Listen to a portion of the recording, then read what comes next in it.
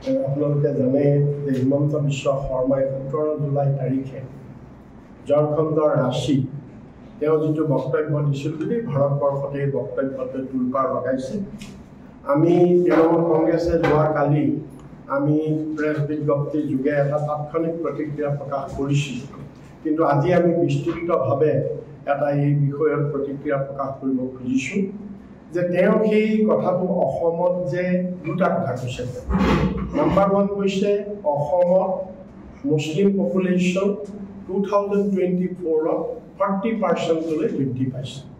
এইটোৰ যোগেদি তেওঁ ক'ব খুজিছে যে এইটো ভয়াৱহ, তেওঁ লাইফ এণ্ড ডেথ কুৱেশ্যন বুলি কৈছে, আৰু এইটো এটা ভয়াৱহ পৰিস্থিতি। গতিকে হিন্দু একত্ৰিত হ'ব লাগে, হিন্দুৰ কাৰণে সাংঘাতিক ধৰণৰ এইটো এটা ভয়ানক প্ৰত্যাহ্বান আহিছে, এইটো এটা কথা কৈছে। আৰু দ্বিতীয়টো তেওঁ কৈছে কি যে বৰ্ডাৰত বিশেষকৈ বাংলাদেশৰ পৰা অহৰহ প্ৰতিদিনেই অনুপ্ৰৱেশকাৰী আহি আছে, আৰু তেওঁ সেইবিলাক প্ৰতিদিনেই সেইবিলাকক কৰায়ত্ব কৰি তেওঁৰ পুলিচে অসম চৰকাৰে কৰায়ত্ব কৰি বাংলাদেশলৈ প্ৰতিদিনে ডিপৰ্টেশ্যন কৰি আছে, বাংলাদেশলৈ ঘূৰাই পঠাই আছে। এই দুটা কথা কৈছে। এই দুয়োটা কথাই হৈছে সম্পূৰ্ণৰূপে এটা গোকাত মিছা কথা আৰু কোনো তথ্যৰ ওপৰত কোৱা কথা নহয়। আৰু হিমন্ত বিশ্ব শৰ্মাই এই দুইটা কথা ইচ্ছাকৃতভাৱে তেওঁ এক বুলি দুই স্বীকাৰ কৰিবলৈ এই কথাটো কৈছে। 1 নম্বৰ, তেওঁ গোটেই ভাৰতবৰ্ষত নিজকে কট্টৰ হিন্দুত্ববাদী এজন নেতা বুলি তেওঁ নিজকে এষ্টাব্লিছ কৰিবৰ কাৰণে চেষ্টা কৰি আছে। আৰু দ্বিতীয়তে যে যোৱা লোকসভা নিৰ্বাচনত বিজেপি দলে অসম তথা গোটেই ভাৰতবৰ্ষত যি বেয়া ধৰণে মুখ ঠেকেচা খালে, গতিকে ইয়াৰ পৰিপ্ৰেক্ষিতত হিন্দু মানুহক ভীতিগ্ৰস্ত কৰিবৰ কাৰণে এই দুটা তথ্য দি তেওঁ হিন্দু মানুহক ভীতিগ্ৰস্ত কৰি যাতে হিন্দু পুনৰ একত্ৰিত হয় বিজেপিৰ সমৰ্থনত, এই লক্ষ্যত তেওঁ এই দুটা কথা কৈছে। এতিয়া আমি ফেক্সুৱেলি এইটো প্ৰমাণ কৰিব কৈছোঁ এই কথা দুটা যে কিমান মিছা কথা।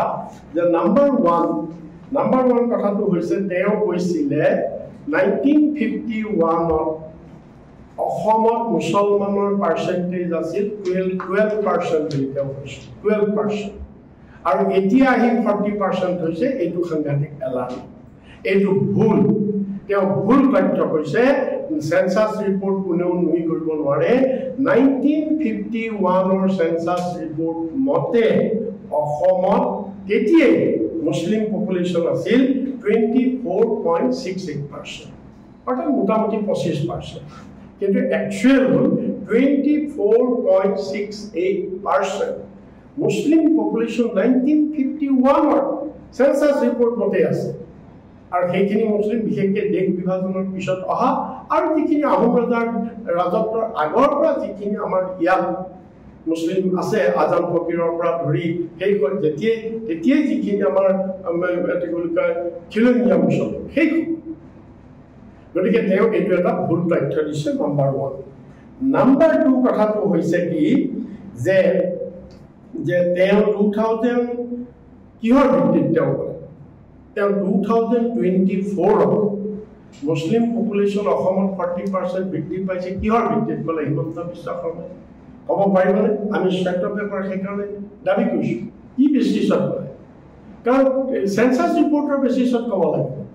2021ৰ পিছত অসমত সেন্সাস হোৱা নাই, 2021তে সেন্সাস,